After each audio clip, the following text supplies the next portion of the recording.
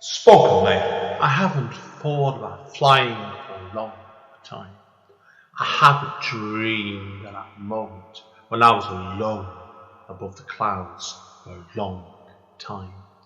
I haven't dreamed of waking up in a room surrounded in blue and green grass for more years than I could dream of remembering.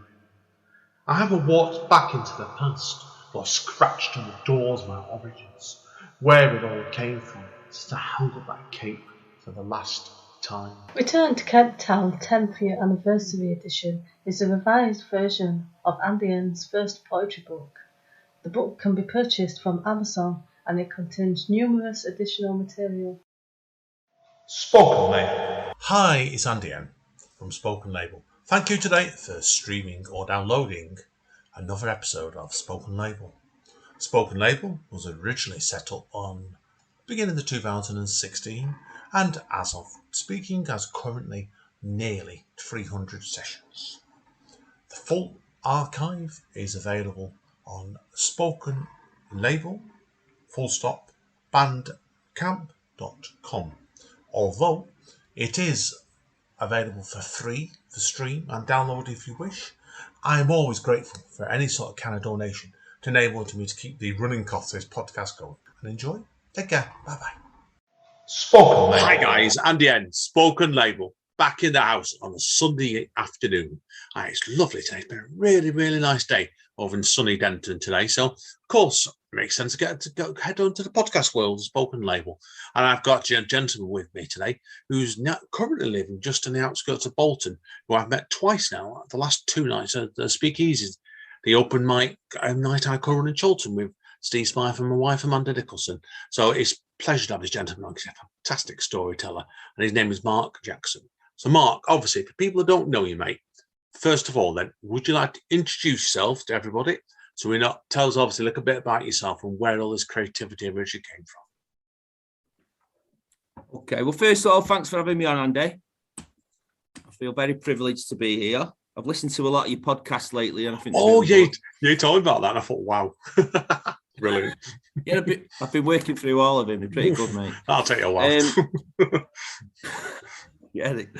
So, so how did I end up being on a podcast for writers? I think that is the best way of explaining this. And I was always okay at creative writing at school. This was something that I used to be all right at, and I never actually did anything with it. I never followed it up, but I always saw myself as a writer.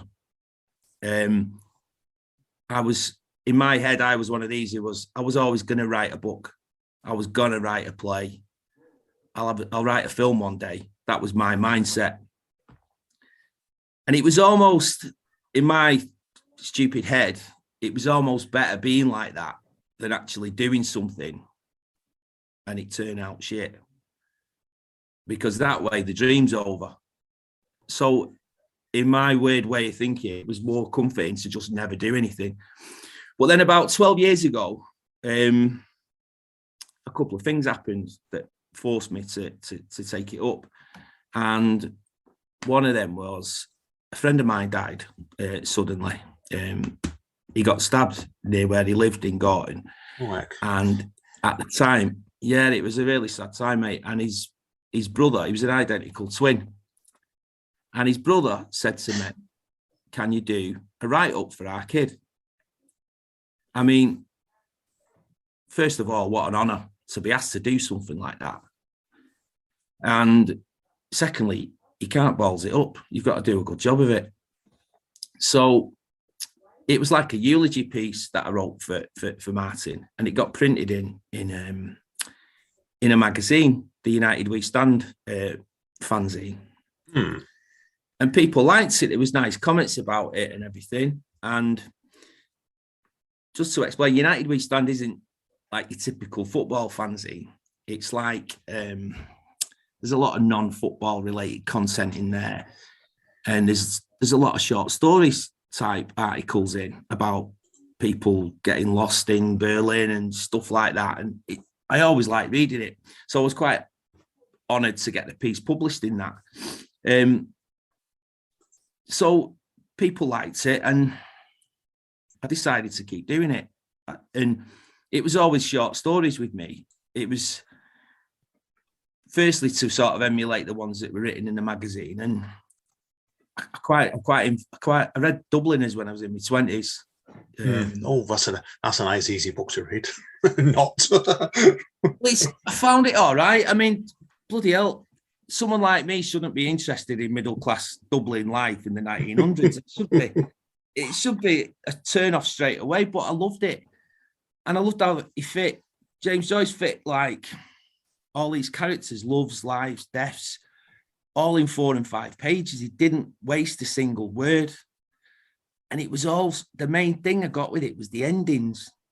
The endings of these stories, they were never, it wasn't like, oh, when they lived happily ever after, or they got on the bus and drove away together. They were just open.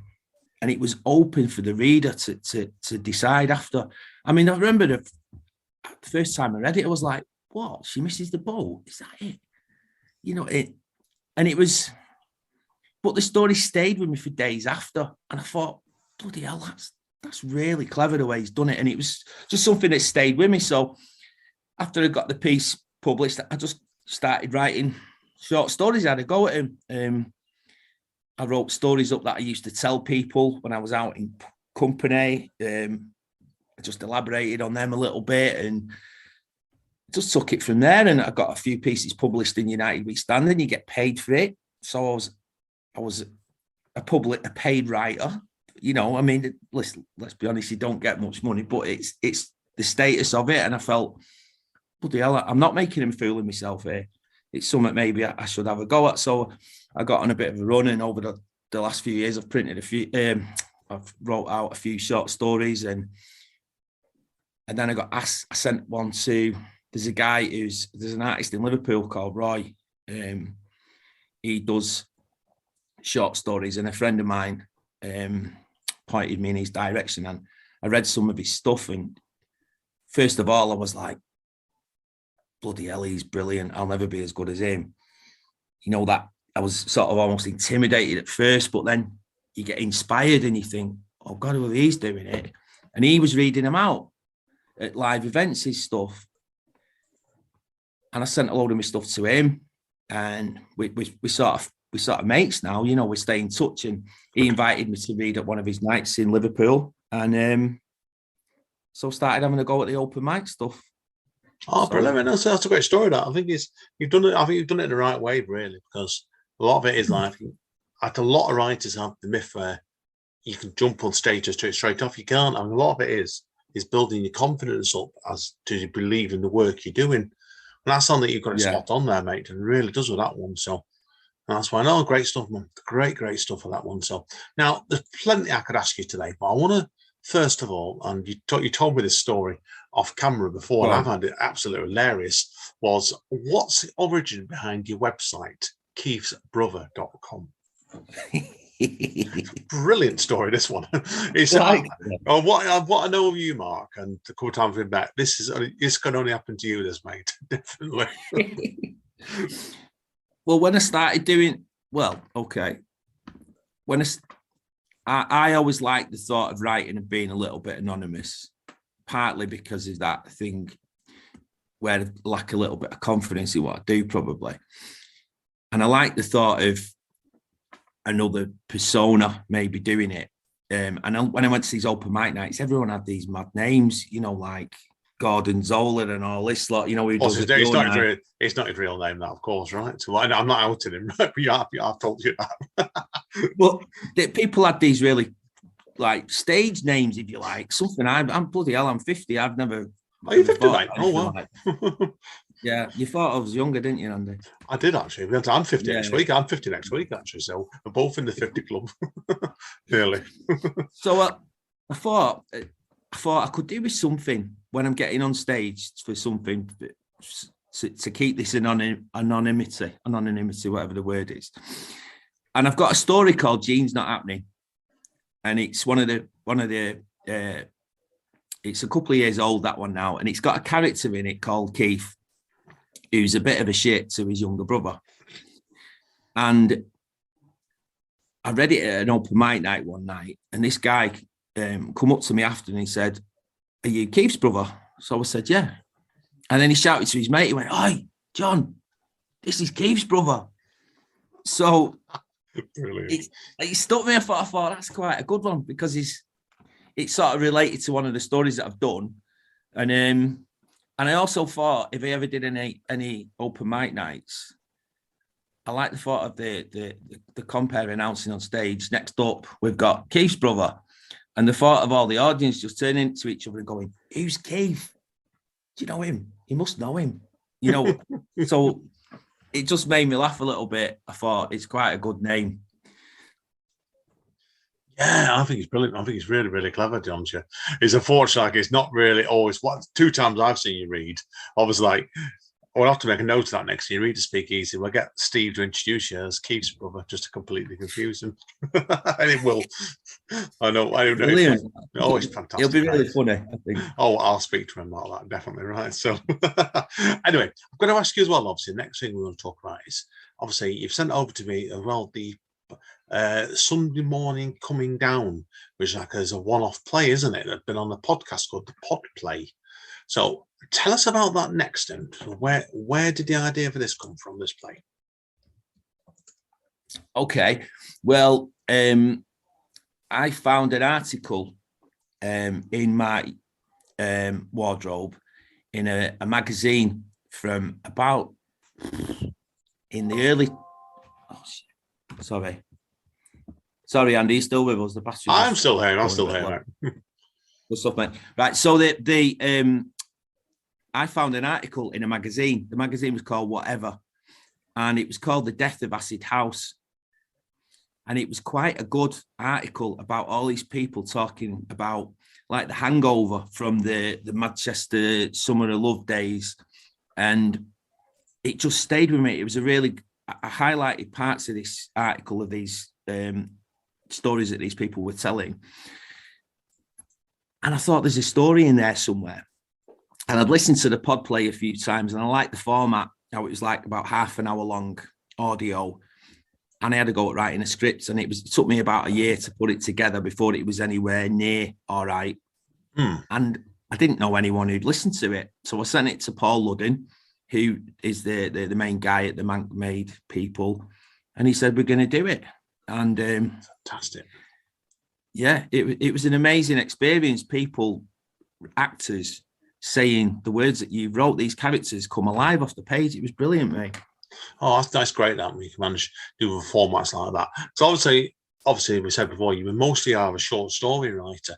So tell us about the difference between the writing the 2 processes, how it went for you. Because I write in all kinds of genres myself, but as is your case, that's quite a big jump going from short stories to obviously, like I said, to writing a short play. So tell us about that next. It is a different format, you're right. And I found it initially, it was a bit of a learning curve, because you try to explain a little bit too much about what's going on. You know, you're telling, not showing. You know, one of the rules of writing, show, not tell. I ended up breaking a lot of them. But I found it came quite natural writing that script, because you can sort of, when you talk to people and you're saying such a body says this, it's a little bit similar to that. So I found that the words came quite easily for that. And I enjoyed doing it. I've never wrote a script before. And it's a bit like doing the open mic stuff. I've never done that before. So I thought, sod it, I'm just going to have a go. And then it just, it's like anything, you draft it and you keep doing it again, and you get a beginning, a middle, and end, and it starts coming together. Because the first, how that started, I just wrote as if 3 people were in a flat, like after the night out, off their head, and just talking bollocks, basically. Sorry, I can't think of another word. But they were just talking rubbish like people do at 3 o'clock in the morning when they've been out all night or whatever. And then the story came out of that. So there's a lot of dialogue that I took out, because I was just, once I got on a roll, rambling about these lot, talking about stuff off the telly and talking about Kenny Everett video show and having an argument about who Sid Snot was and all this lot. And the story sort of came out of that, really. It was you know, and I'm quite pleased with it, I'll be honest with you. I think it come out all right. Good. No, it's obviously something to be proud of yourself like that, because I think the creative writing formats you can try and tackle. I'm a poet, really, but like I said, I do dabble in flash fiction. But like I said, I've got half a play dangling around, and I've got a novel as well. But I think plays alongside novels are much more harder things to write, because they're often much longer pieces to begin with, and they take a lot more thought. I think you've done the right thing with the play there, because a lot, like I found when I've done longer poems, for example, in flash fiction, there's so much in the piece you have to take out, because sometimes it's too much. And I think you've got it right. Half 25, I think it's 28 minutes. It's on the pod. You can find it. Yeah, it's a good length. It's a really, really good length for that one. So, is that something you think you'd envisage doing again in the future?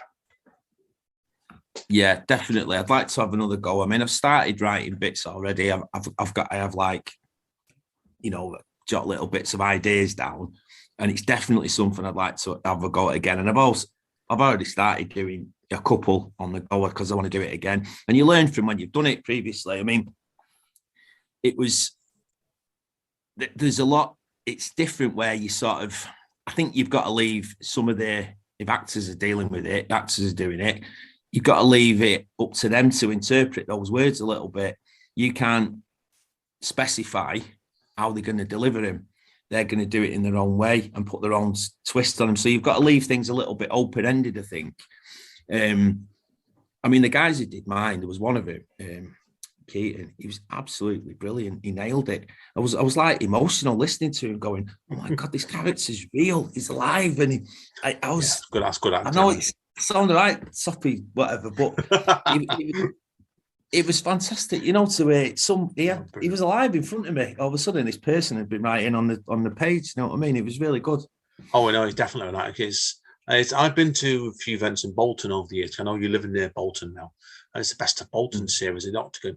And they get actors in to read out your work sometimes. And I've had the same experience as you. Yeah, I don't know if they're still doing that now, actually. And what they did with it was they got an actor go on stage reading like your monologue out. And they did it 3 times for me, 2 or 3 times.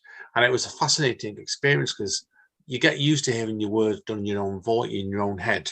So you're reading it. To hear other people doing it, it's something completely different. And that's why I can understand you, relate what you're saying there in your piece as well. I'd have come away crying my eyes out after being in that state like you, mate. Definitely so. I wasn't that bad. I had a few drinks after it because I was celebrating. It was a really good experience. I'm really grateful to Paul Woodin for giving us that chance because it was just sat on my computer, this thing, and I thought, what am I going to do with it? Who's going to do anything with this, you know? And straight away he went, I like it, I'm going to do it, you know. And it was a very DIY thing. It was done on Zoom, and it was it worked pretty well, you know, and I really got a lot out of it, me personally. It was a good experience. Brilliant stuff, mate. Good luck for definitely the future. That's all. Now, obviously, I'm not looking at your website itself now. I'm curious to know what plans do you have next. And obviously, like I could see you do write quite a bit of flash fiction and short stories. Could you see yourself possibly doing a book in it someday? Sorry, Andy, what did you say then? Right, sorry, I think the line must have dropped then. Okay, yeah. What are your plans going forward then next?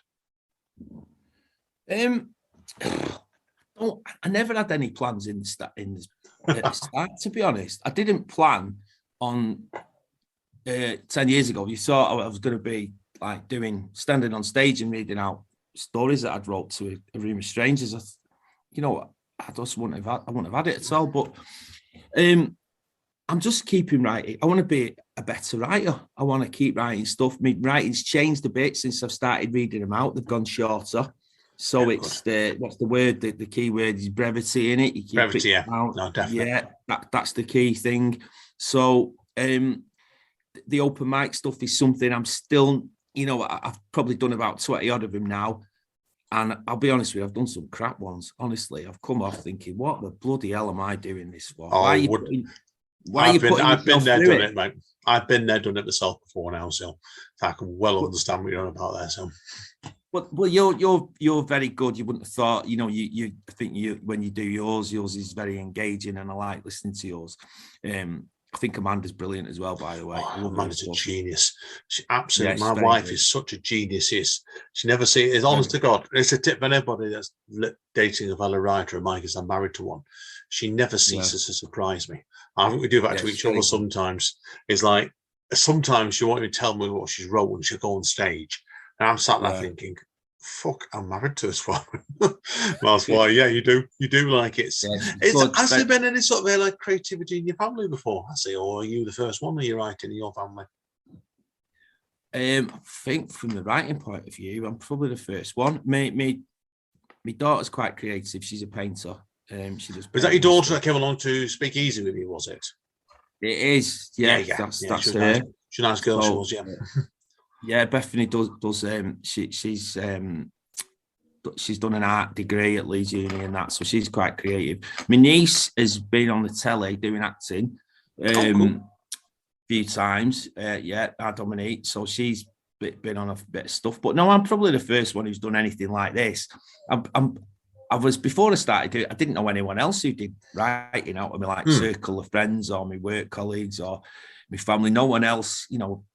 It was a bit of going out on a limb, really, doing it. I mean, I didn't think that anyone would what are you doing, if I'm honest. I mean, that's the way I thought. I just did it for me, you know, because I like doing it. I like the feeling of when I've completed something, and I sort of did it for my mates, really, because I mentioned places we grew up in, and I mentioned little in jokes that no one would know but them, and so going forward, I'll probably just try and do a few more open mic nights. I'm doing one in Liverpool in May, on the 20th of May, called Spoken Word at the Reader, which is at a place called Calderstones, and there's someone called Steph Lonsdale. He's on there. Poet. No, I know Steph. I know Steph. Yeah, I know Steph. Oh, cool. Joy France is on as well. I'm going to try and get Joy booked in for Spoken Label at some point, because I've known Joy for a few years now. I have known her for a few years. Wow, excellent. That's great. So I'm reading that. I just want to, if I could get a bit better at them, you know, and that particular night I've read there before, and it's a guy called Stephen Porter puts it on, who's invited us over, and it's that was one of the few nights where I've come away after my open mic stuff, like punching the air, going, bloody hell, that was really good. I've spoken to Stephen. I've never met him. I have spoke to him, to be honest. So, like, I have been told by a few people he's a good writer and a good bloke, to be honest. So definitely I'll be speaking to him in the future myself. Yeah, top lad, Steve. Yeah, sound. Okay. What we'll then do is we'll wrap up this side now for you, to be honest, Mark. I want to give you plenty of time to let people experience your work a bit more. So obviously now, if people want to get hold of you, first of all, where are the best going? Probably through my website, keepsbrother.com. I mean, it's I've put a lot of my stuff on there, and it's I just want people to see my stuff, really. I mean, I'm not the website is there so I could get things out there more accessible for people. So that's it's good. It's a good website. It's a good website. So great of you. Now, obviously, if people are wondering about your play. He's obviously I'll cut in on the play. The play is part of the Play podcast series, and I've just set it up to come onto Apple and iTunes, and it's on Spotify as well. And it looks like it's probably going to be on all the usual networks. So I don't doubt it'll be a very, very good play, and I'm looking forward to hearing this. So, okay, Mark, we'll then take a quick break. And thank you today. It's been a great chat today. I've really enjoyed this. So we'll see you in 2 minutes. Spoken Label. Hi, guys. Yes, we are still here with the wonderful Mark Jackson. Mark's going to do 2 pieces for us today. So I'm going to shut up and pass the mic straight over to him. Go for it, mate. Okay, cheers, Andy. Right, the first piece I'm going to read is something that I read first at a night called Long Story Short a few months ago. And it's called Now and Then. Have you seen him on Facebook? All giving it the big, I'm 2 years sober. Look at me, I'm 6 months clean. They need to get a fucking grip. You are allowed a good time with your mates now and then without turning it into some drama. I mean, we were all out till Monday last week. Everyone was going to work and the three of us were still at it, still going strong. You see, the thing is, I work, my mortgage is paid, and the kids are pretty much grown up now. So who's going to begrudge me the odd bender? And yeah, I'll have the odd line now and then. 3 or 4 beers and everyone gets a taste. I always use Stuart. I've known him for years, so we've got like a trust thing. It's like he always knows where I am and always just at the right time. He'll turn up and do us a lay-on, then come to ours in the week and I'll weigh him in then. If he says 2 ton, probably was. I can never remember. Good lad, Stuart. He even phones now and then just to see how I am. Everyone feels a bit rough if you've been on it all weekend. But whatever happened to Gary Cooper, the strong, silent type? Tony Soprano said that. It's about just dealing with it. What I do is I'll have a bottle of red as soon as I get through the front door. Down that and it knocks me right out for the rest of the day. Sometimes I bang a couple of samazepam, the one she keeps in the bathroom cupboard. But if she can't get her head round me having the odd bender, that's her problem, not mine. It's not as if I'm at it every day, like some that I know. I stopped for 3 months last year. I keep telling her that. I've been off work sick twice in 20 years. And one of them was the heart attack that never was. Paramedics turned up the full lot. All over a few chest pains. And you know what? They couldn't find a thing wrong with me. Then there was a time someone moved my car, so I had to sort that out. It was only a few feet up the road, but I knew what they were up to. I keep the keys in the safe now, just in case. But these days, everyone wants to know everyone else's business, and mine is nothing to do with them. You just have to be careful, that's all. It's like that A3 that keeps driving past ours overnight. I mean, they don't know it. But I'm right onto them. So if I want to go on a bender now and then I will do. I stopped for 3 months last year. So I know that I can. And that's it, Andy. Tremendous, absolute tremendous, that, mate. I've got to say with that piece, and again, we'll keep it short, marks. Obviously, people wouldn't know your battery. Keep an eye on your battery today on your device. But yeah, I actually know somebody like that, to be honest with you. And that's what's really, really strong about the piece, because the voice in it. And that's what I think is really, really good about your work, Mark. And what I've read of yours as well is you know the characters. Yeah. That's clear. None of my business, but that felt like to me that you knew that person. Yeah, it was probably a little bit close to home at one point. That's probably why. Yeah, that probably is why then, mate. So it goes that way sometimes. Some pieces, like I said, you can see that's why. But it does. It sometimes the piece you can get a bit too close to the bone. But either way, that makes good writing sometimes, in my opinion, mate. Anyway, so. Oh, good. I'm glad you liked it. I'm really pleased, Andy. Should we get straight into number 2 then? Okay, so obviously I don't want your battery to go, mate. Yeah. Okay. So I'm going to read this one. I'm going to change it a little bit from when I did it. This was another one I did at Speakeasy. This one is called Things They'll Never See. Your legs are weak. Another push in the back forces you to up the pace. It feels like a hill, a winding gravel path. The hood smells like stale dust. Dead skin, your mum always said. It must be an old T-shirt, a cotton balloon cable tied at the neck. You ask for water, and a hand pushes you against cold stone, then onto your knees as you inhale deep breaths of dead skin. Whoever this is, he's getting it big time. Did he really know who they're messing with? You know people. People who know people. You've always been surrounded by jealous bastards. Hangers-on sucking you dry. That's why you moved away. You always hated coming home. Back into the hole where you was born.